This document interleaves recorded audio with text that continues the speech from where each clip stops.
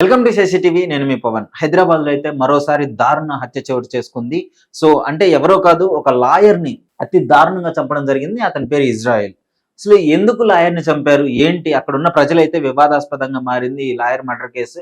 అందరూ భయాందోళనకు చెందుతున్నారు. అంటే ఒక లాయర్‌కే స్వేచ్ఛ లేదు. ఒక లాయరే బయట తిరగలేకపోతున్నారు.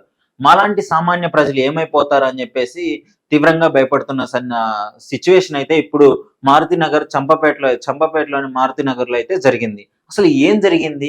ఎందుకు లాయర్‌ని అతి కిరాతకంగా చంపాల్సొచ్చింది? అసలు చంపిన వ్యక్తి ఎవరు?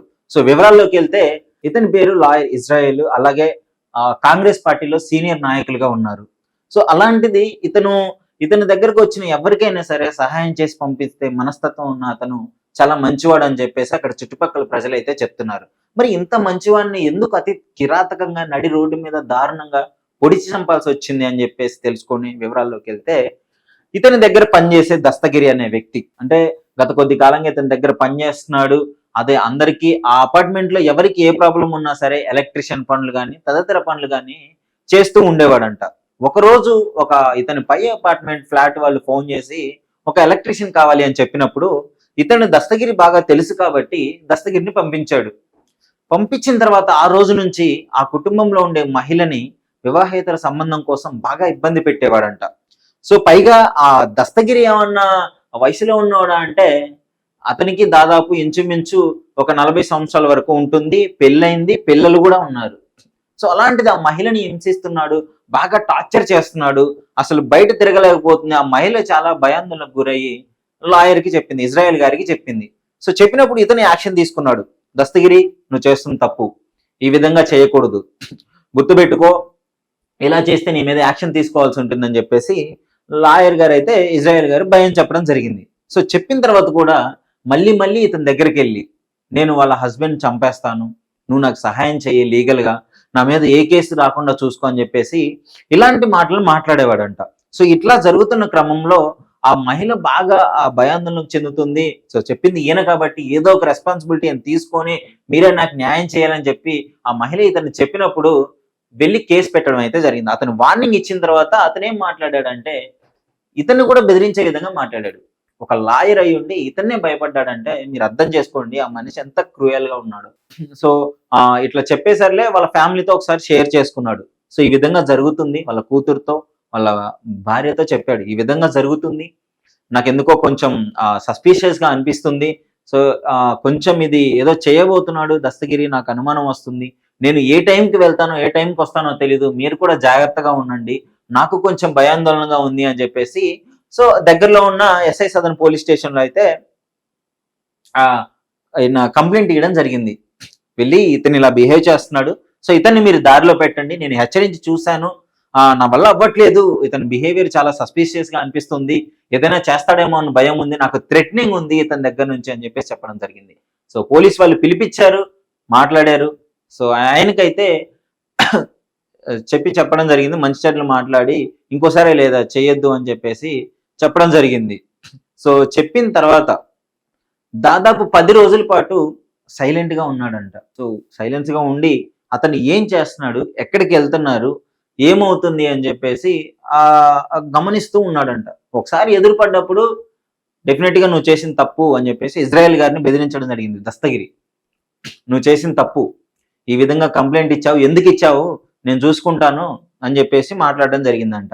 అప్పుడు లాయర్ గారు ఏం చెప్పారంటే, నేను నీకు అన్ని విషయాలలో హెల్ప్ చేస్తాను, కానీ మీ ఇద్దరిని కలపడానికి నేను ఒక బ్రోకర్ని కాదు, నేను ఒక లాయర్ని, నా తరపున నేను న్యాయంగా ఉండాలి అని చెప్పేసి, నీకు అవసరమైతే నేను ఇంతకు ముందు ఒక 50,000 ఇచ్చాను, ఇప్పుడు కావాలంటే ఇంకో 1,00,000 ఇస్తాను, అంతేగాని ఇలాంటి విషయాలల్లో నువ్వు తప్పుగా బిహేవ్ చేయొద్దు, నీ ఫ్యామిలీ ఆగమైపోతుందని చెప్పేసి చెప్పడం జరిగిందంట.